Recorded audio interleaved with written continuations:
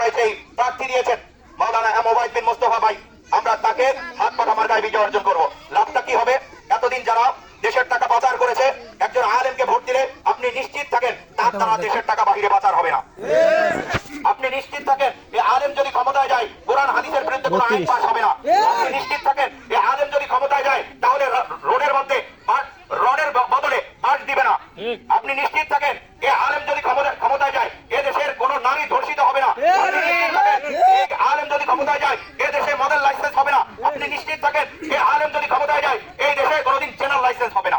রেখে ইসলামী আন্দোলন বাংলাদেশের মুহতারাম আমির হযরত পীর সাহেব চরমোনাই মনোনীত ভোলা সদর 1 আসনের হাতপাখা প্রতীকের এমপি পদপ্রার্থী, ভোলার মাটি ও মানুষের নেতা, ভোলা বরিশাল সেতু বাস্তবায়ন জাতীয় কমিটির সংগ্রামী সেক্রেটারি মাওলানা ওবায়দ ভাইয়ের পক্ষ থেকে আজকের এই নির্বাচনী উঠান বৈঠকে আপনাদের সকলকে আন্তরিকভাবে মোবারকবাদ জানাচ্ছি, সালাম জানাচ্ছি।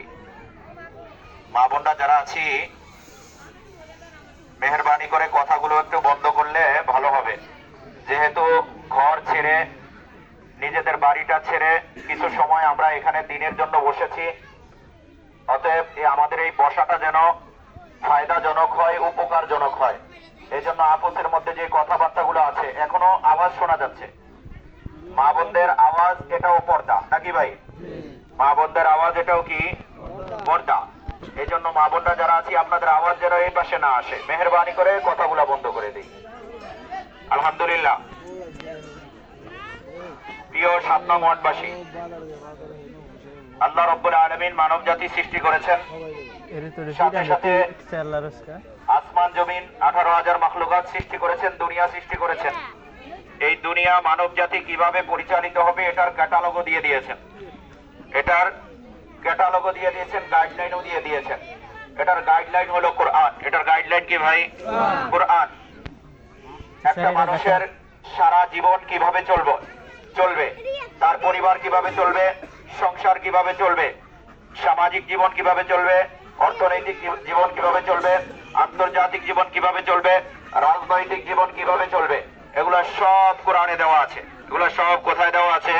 কোরআনে দেওয়া আছে। আমরা এখন একটা বিষয় মনে করি সব সময় যে ইসলাম শুধু নামাজের মধ্যে, ইসলাম শুধু রোজার মধ্যে, ইসলাম শুধু হজের মধ্যে, ইসলাম শুধু যাকাতের মধ্যে, রাজনীতির মধ্যে কোনো ইসলাম নাই।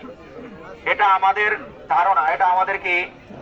আর বিদেশিরা, ব্রিটিশরা আমাদের মাথায় এটাই ঢুকিয়ে দিছে, তুমি নামাজ রোজা হজ যাকাত পর্দা এটির মধ্যে থাকবা, কিন্তু রাজনীতির মধ্যে ইসলামকে ঢুকাইবা না, বা ইসলামের মধ্যে রাজনীতি ঢুকাইবা না। ইসলামের মধ্যে কি ঢুকাইবা না?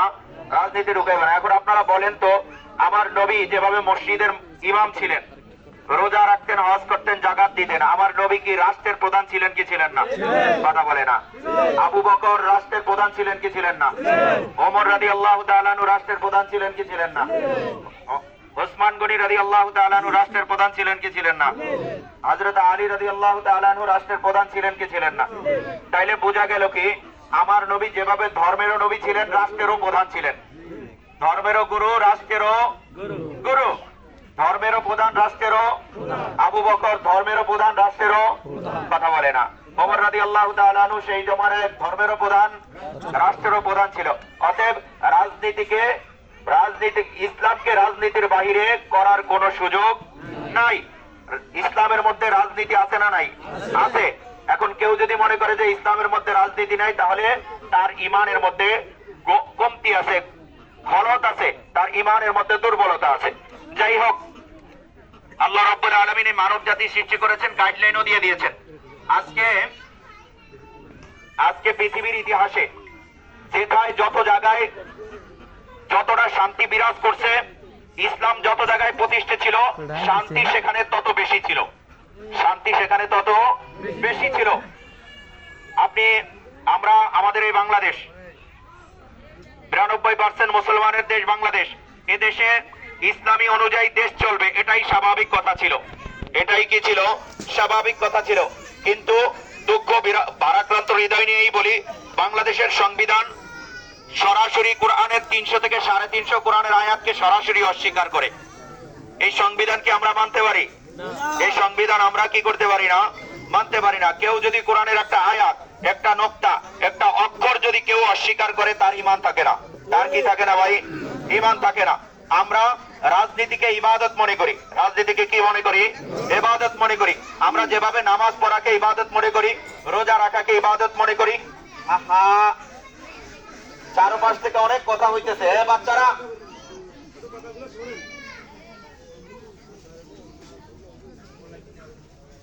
আমরা নামাজকে যেভাবে ইবাদত মনে করি, রোজাকে যেভাবে ইবাদত মনে করি, হজকে যেভাবে ইবাদত মনে করি, যাকাতকে যেভাবে ইবাদত মনে করি, আমরা রাজনীতিকেও ইবাদত মনে করি। রাজনীতিকেও কি মনে করি?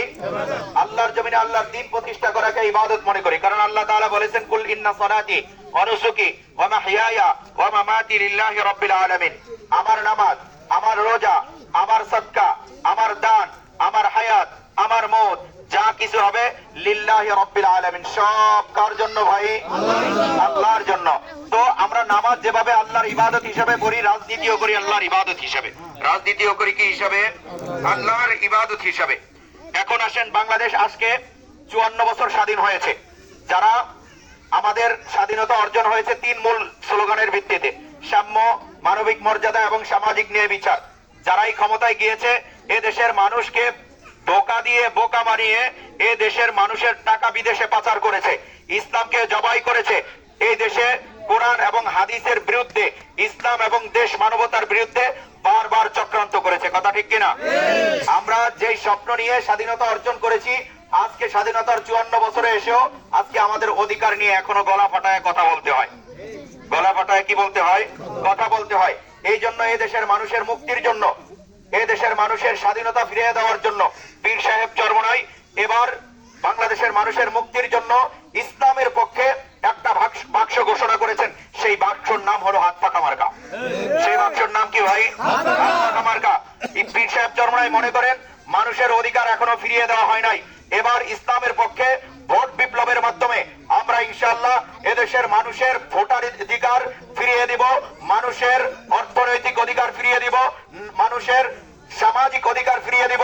এক কথায় মানুষের দৈনন্দিন জীবনের যত অধিকারগুলো রাষ্ট্র থেকে পাওনা আছে, সকল অধিকারগুলো তাদের কাছে ফিরিয়ে দেওয়ার অঙ্গীকার করেছেন পীর সাহেব চরমনাই।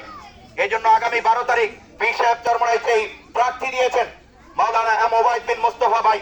আমরা তাকে হাত পাকা মার্কায় বিজয় অর্জন করব। লাভটা কি হবে? এতদিন যারা দেশের টাকা পাচার করেছে, একজন আলেমকে ভোট দিলে আপনি নিশ্চিত থাকেন তার দ্বারা দেশের টাকা বাহিরে পাচার হবে না। আপনি নিশ্চিত থাকেন এই আলেম যদি ক্ষমতায় যায়, কোরআন হাদিসের বিরুদ্ধে কোনো আইন পাস হবে না। আপনি নিশ্চিত থাকেন এই আলেম যদি ক্ষমতায় যায়, তাহলে রোডের মধ্যে রডের বদলে বাঁশ দিবে না। আপনি নিশ্চিত থাকেন এই আলেম যদি ক্ষমতায় যায়, এ দেশের কোন নারী ধর্ষিত হবে না। আপনি নিশ্চিত থাকেন এই আলেম যদি ক্ষমতায় যায়, এ দেশে মদের লাইসেন্স হবে না। আপনি নিশ্চিত থাকেন এই আলেম যদি ক্ষমতায় যায়, এই দেশে কোনোদিন জেনারেল লাইসেন্স হবে না। কিসের লাইসেন্স হবে না? জেনারেল লাইসেন্স হবে না। আজকে মা বোনরা রাস্তায় চলতে পারে না, বকাটেরা আজকে তাদেরকে হয়রানি করে, তিরস্কার করে, তাদেরকে লাঞ্ছিত করে। কথা ঠিক কিনা? আমরা আমাদের ভোটার অধিকার প্রয়োগ করব। যারা দেখেন এতদিন মিঠা মিঠা কথা বলছে, দেখেন আমাদের অধিকারগুলো। আমরা নদী মাতৃক এলাকার মানুষ, আমাদের নদী ভাঙ্গন নিয়ে এই ভোলাতে কত নেতা আমরা দেখেছি, বহুত নেতা দেখেছি না? নদী ভাঙ্গন নিয়ে তাদের কোনো মাথা ব্যথা নাই। বর্ষায় আসলেই দেখা যায় সেই নাসিরবাজি থেকে শুরু করে, তুলাতুলি থেকে শুরু করে, এই বেরির অঞ্চলের মানুষের দুঃখ দুর্দশা কি জিনিস, এটা হারে হারে টের পাওয়া যায়। এম ওবায়দ বিন মোস্তফা ভাই হাত পাকা প্রতীকের এই আমাদের প্রার্থী সাহেব দীপ্ত কণ্ঠে ঘোষণা করেছেন, যদি এবার তিনি নির্বাচিত হতে পারেন, ভোলায় স্থায়ী ভাবে বেড়িবাঁধের জন্য তিনি সর্বোচ্চ চেষ্টা করবেন ইনশাআল্লাহ। এই জন্য আপনারা জানেন ভোলায় 1991 সালে গ্যাস পাওয়া গিয়েছে। কত সালে? 91 সালে গ্যাস পাওয়া গিয়েছে। ভোলাতে 30টা গ্যাস কূপ। কয়টা? 30টা গ্যাস কূপ। ভোলার গ্যাস বাহিরে পাচার হয়ে যায়, আর আমরা সিলিন্ডার কিনতে হয় 2000 টাকা দিয়ে। 2000 টাকা দিয়ে, 2000 টাকা দিয়ে সিলিন্ডার কিনতে হয়।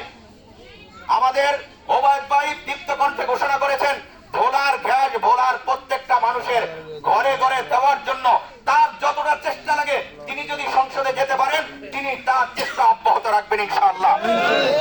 তিনি আরো ঘোষণা করেছেন, ভোলা বরিশাল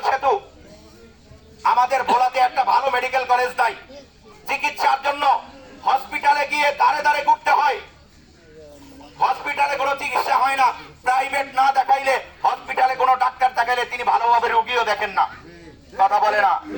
ভোলার অনেক রুগীরা বরিশাল এবং ঢাকায় যাওয়ার পথে নদী পথে মারা যায়। ভোলাতে একটা মেডিকেল কলেজ হসপিটাল না থাকার কারণে তিনি ওয়াদা করেছেন তিনি যদি নির্বাচিত হতে পারেন ভোলাতে একটা মেডিকেল কলেজ তিনি করবেন ইনশাআল্লাহ। এবং ভোলা বরিশাল সেতুর তিনি জাতীয় কমিটির সেক্রেটারি। ভোলা বরিশাল সেতু যেন হয় তিনি আগের থেকে চেষ্টা করতেছিলেন, এখনো চেষ্টা করতেছেন।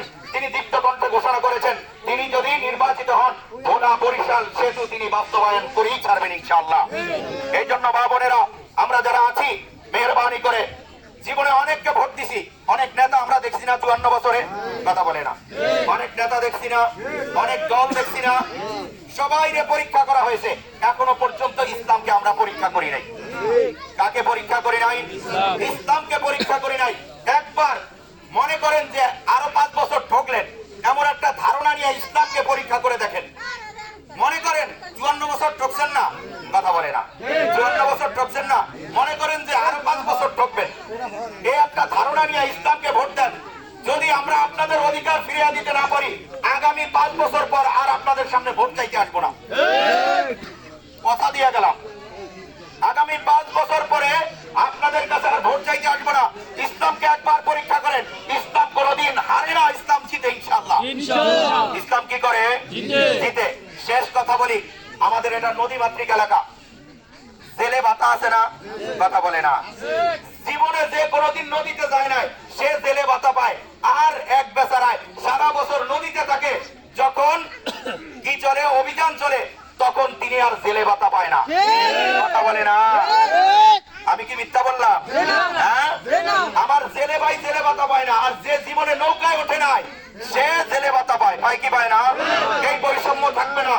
আজকে বয়স্ক ভাতা, টাকরা যুবক সে বয়স্ক ভাতা পায়, আর আমার পাশের বাসার দাদাই টক ঠকায় হাঁটে সে বয়স্ক ভাতা পায় না, কথা পায় না।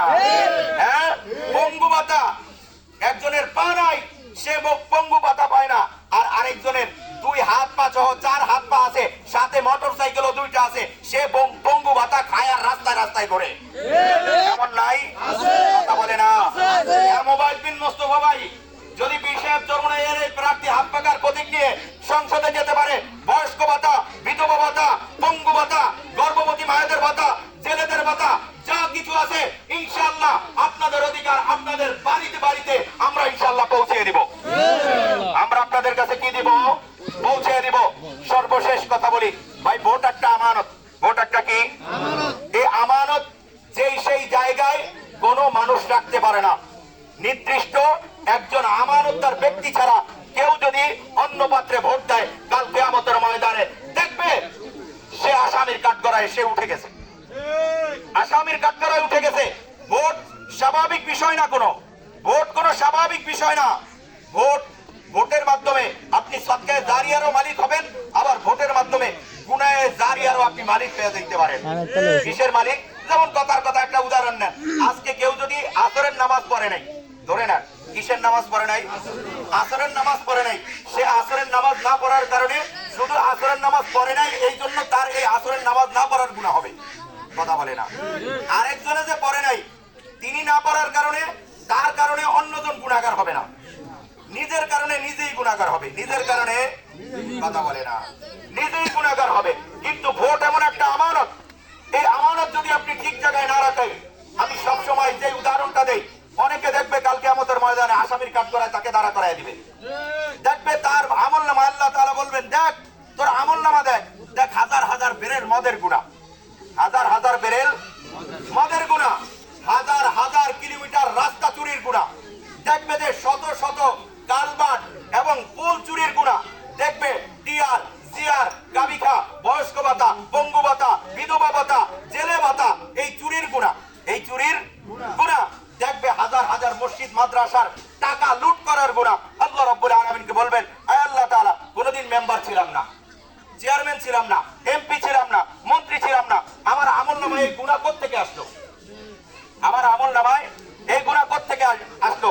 আল্লাহ রাব্বুল আলামিন বলবেন জানি তুমি এমপি ছিল না, মন্ত্রী ছিল না, মেম্বার ছিল না, চেয়ারম্যান ছিল না, কিন্তু এমন এক চোরকে তুমি ভোট দিয়েছো যে সংসদে যাওয়ার পরে তোমার ভোট পেয়ে যদি সে বিজয় অর্জন করতে না পারতো, সে বিজয় অর্জন করেছে, যদি বিজয় বিজয় অর্জন না করতে পারতো সেখানে যাইতেও পারতো না। সে দেশের টাকা বাহিরে পাচার করেছে, হাজার হাজার কালভার্ট চুরি করেছে, ব্রিজ চুরি করেছে, রাস্তা চুরি করেছে, মসজিদ মাদ্রাসার টাকা চুরি করেছে। তার একটা আমল নামা তোমার আমল নামায় চলে আসছে। আবার একজনে দেখবে তার আমল নামায় শত শত কালভার্ট করে দেওয়ার সওয়াব, দেখবে যে হাজার হাজার কোটি টাকা দান করার সওয়াব, দেখবে বয়স্ক ভাতা, পঙ্গু ভাতা, বিধবা ভাতা দেওয়ার সওয়াব। আল্লাহ রাব্বুল আলামিনকে বলবে, আল্লাহ তাআলা আমি তো এত বড় লোক ছিলাম না, জীবনে 100 টাকা একসাথে কবে দান করছি আমার মনে নেই, হয়তো 5-10 টাকা দান করতাম, কিন্তু আমার আমল নামে এত সওয়াব কোত্থেকে আসলো? আল্লাহ রাব্বুল আলামিন বলবেন 12 তারিখ একজন আলেমকে তুমি ভোট দিয়েছো, সে ক্ষমতায় যাওয়ার পরে কোরআনের পক্ষে আইন পাস করেছে, হাদিসের পক্ষে আইন পাস করেছে, হাজার হাজার রাস্তা কিলোমিটার করেছে, মসজিদ করেছে, মাদ্রাসা করেছে, কালভার্ট করেছে, নদী বাঁধ দিয়েছে। সে যদি সংসদে যাইতে না পারতো, তোমার ভোটের মাধ্যমে এটা করতে পারতো না, তুমি তাকে সেখানে নিয়েছো, তার যত ভালো কাজ আছে তার একটা পার্সেন্টেজ তোমার আমল নামায় চলে আসছে। এই জন্য ভোটকে আমানত মনে করে ইনশাআল্লাহ আগামী 12 তারিখ ইনশাআল্লাহ হাত পাখা মার্কায় কি দেবো ভাই? ভোট দেব। সর্বশেষ কথা